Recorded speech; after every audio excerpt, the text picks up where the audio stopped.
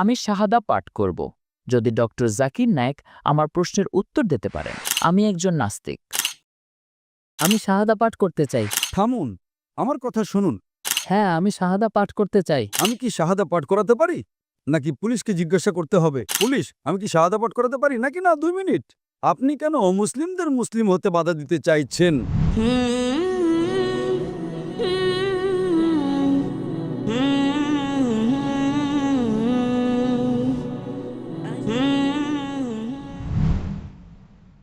আমি শাহাদা পাঠ করব যদি ডক্টর জাকির নায়েক আমার প্রশ্নের উত্তর দিতে পারেন।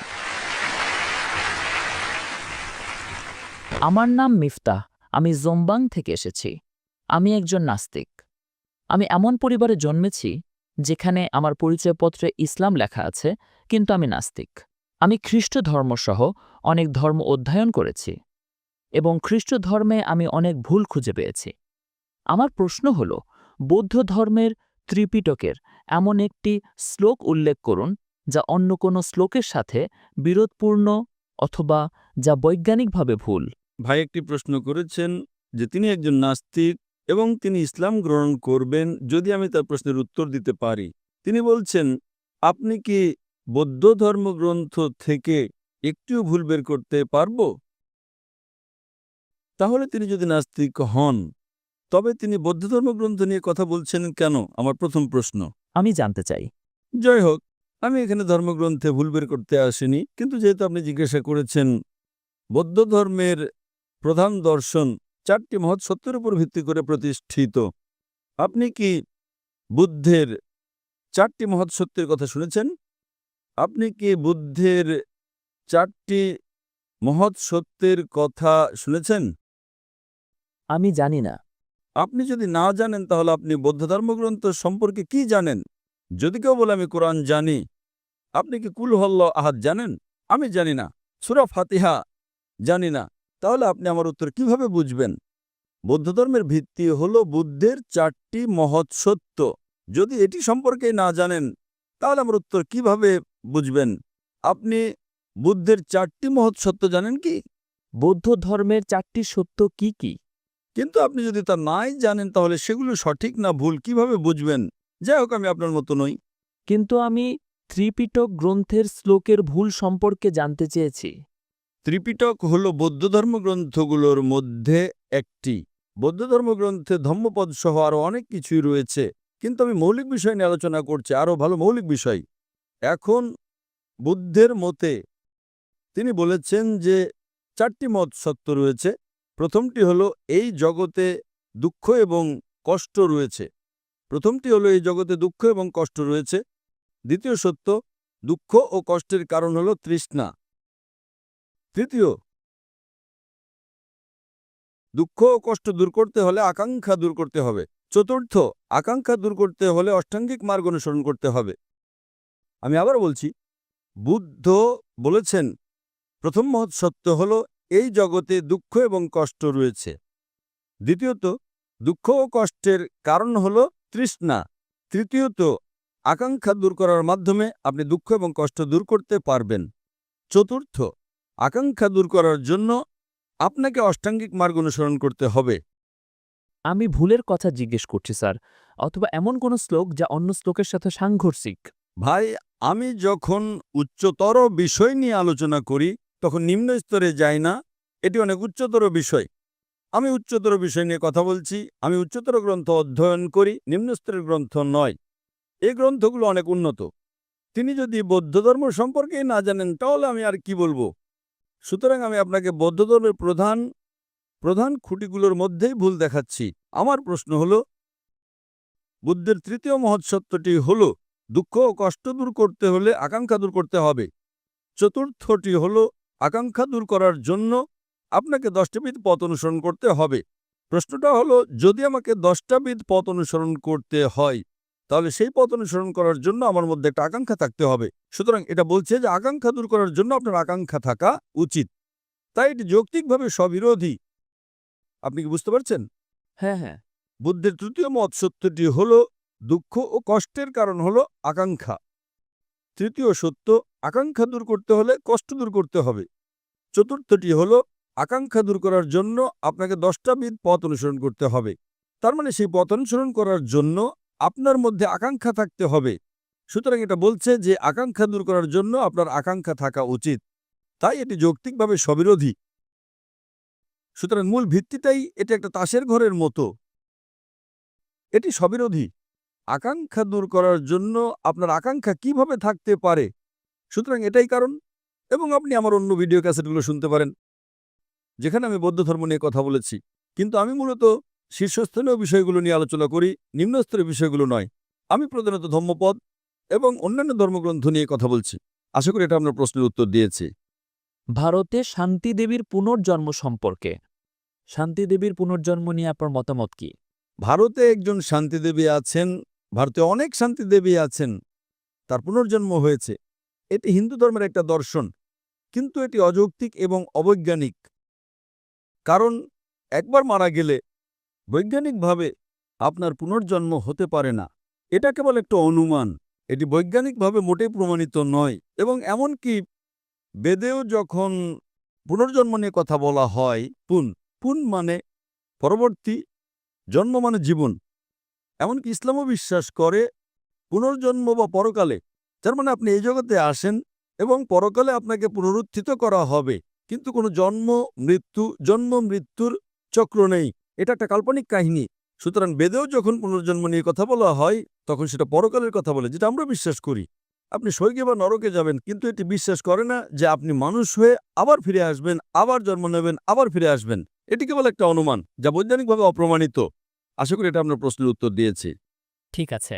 এবং সূরা ফুসসিলাতের ৯ নম্বর আয়াতে বলা হয়েছে যে পৃথিবী ২টি পর্যায়ে সৃষ্টি করা হয়েছে।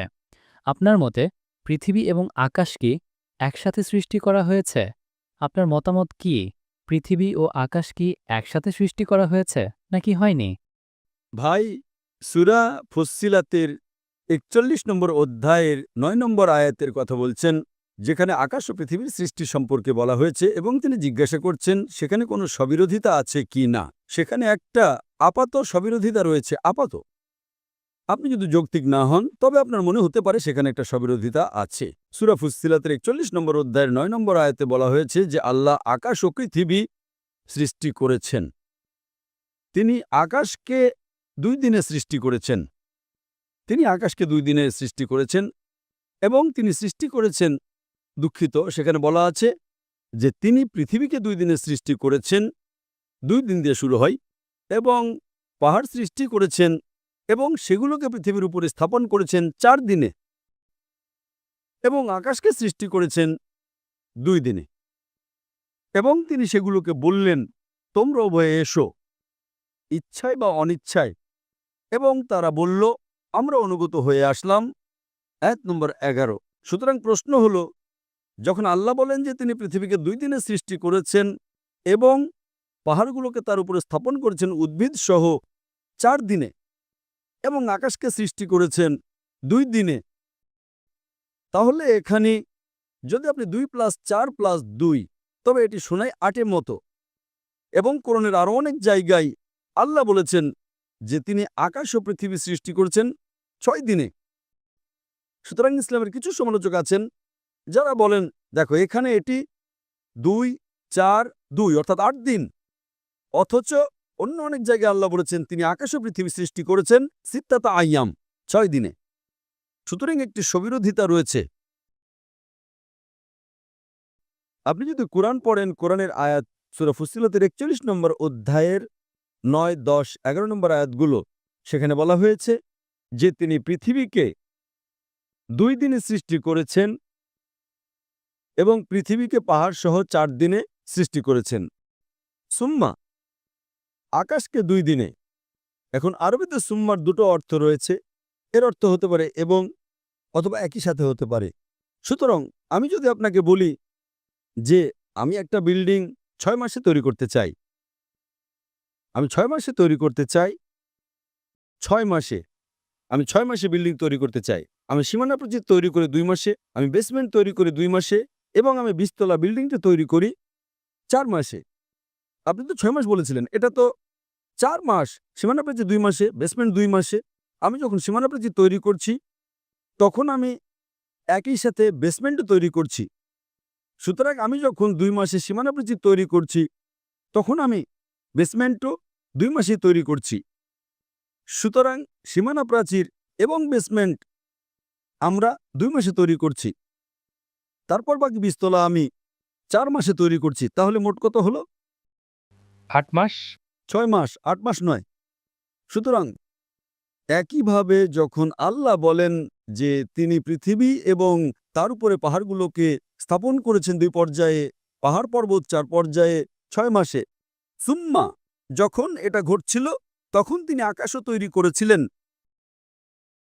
সুতরাং আসলে এটা 6 মাসই। কোরআনের কোথাও একটিও স্ববিরোধিতা নেই। আল্লাহ কোরআনে বলেছেন সূরা নিসার 4 নম্বর অধ্যায়ের 82 নম্বর আয়াতে, أفلا يتدبرون القرآن তারা কি যত্ন সহকারে কোরআন নিয়ে চিন্তা করে না? أفلا يتدبرون القرآن ولو كان من عند غير الله لوجدوا فيه اختلافا كثيرا তারা কি যত্ন সহকারে কোরআন নিয়ে চিন্তা করে না? যদি কোনো স্ববিরোধিতা থাকতো, তবে অনেক, যদি এটা আল্লাহ ছাড়া অন্য কারো পক্ষ থেকে হতো তাহলে অনেক স্ববিরোধিতা থাকতো। সুতরাং কোরআন বলছে যে কোরআনের একটিও স্ববিরোধিতা নেই, কোরআনের একটিও ভুল নেই। আশা করি উত্তর পেয়েছেন। এখন কি আপনি শাহাদা পাঠ করবেন? আপনি শাহাদা পাঠ করবেন?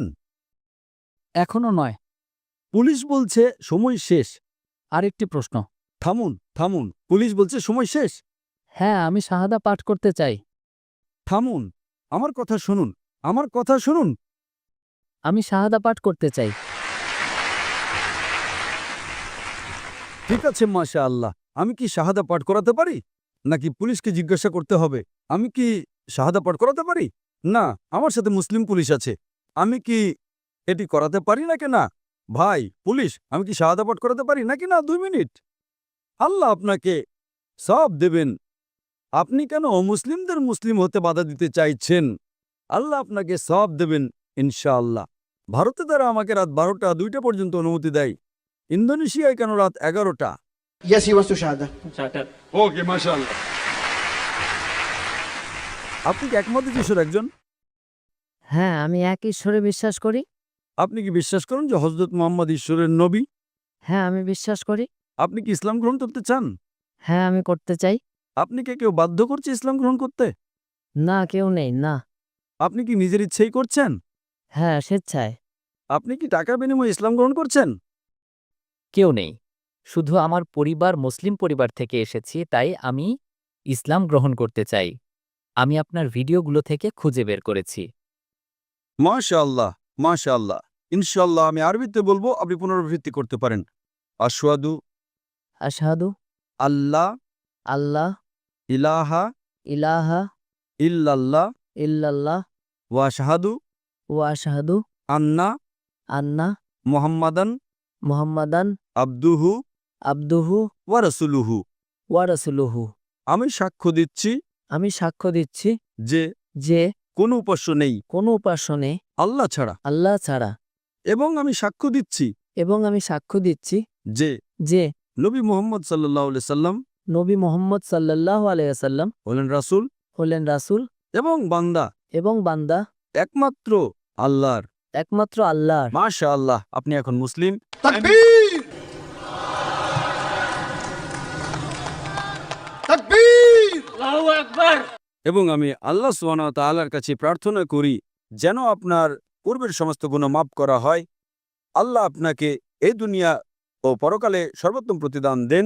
আল্লাহ আপনাকে আপনার বন্ধু এবং পরিবারকে ইসলামের পথে আনার জন্য পথ দেখান ইনশাআল্লাহ।